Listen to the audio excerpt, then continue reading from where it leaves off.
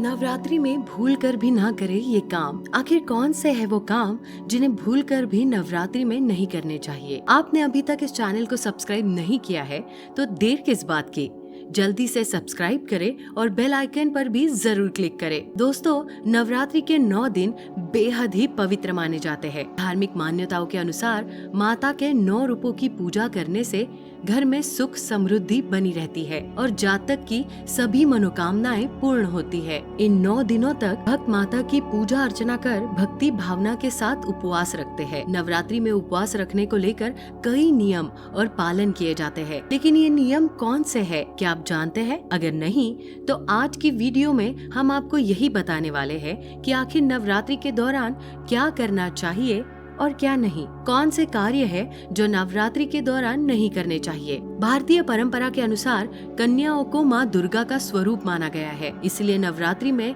9 कंजकाओं का पूजन किया जाता है। कहा जाता है कि नवरात्रि में कन्याओं के पूजन से पुण्य की प्राप्ति मिलती है। इस दौरान कन्याओं और महिलाओं के प्रति अनादर का भाव प्रकट नहीं होना चाहिए। माना जाता है कि किसी भी कन्या के अपमान पर माँ दुर्गा रुष्ट हो जाती है। नवरात्रि के दौरान भक्त व्रत पूजन के साथ घर में माता की चौकी, कलश स्थापना या फिर अखंड ज्योति लगा कर रखते हैं। इसलिए इन सब में से यदि आप कोई भी कार्य कर रहे हैं तो घर को खाली नहीं छोड़ना चाहिए, अतः घर में किसी न किसी को अवश्य रहना चाहिए। इसके साथ ही ये माना जाता है कि जो भी जातक नवरात्रि के व्रत रखता है तो उसे दिन के समय सोना नहीं चाहिए। नवरात्रि के समय बहुत से लोग व्रत रखते हैं, इसलिए नवरात्रि के दौरान लड़ाई झगड़ा नहीं करना चाहिए। ये माना जाता है कि झगड़े से व्रत रखने वाले की आत्मा को दुख पहुंचने से माता रानी रुष्ट हो जाती है, इसलिए नवरात्रि के समय वाद विवाद से बचना चाहिए। नवरात्रि के समय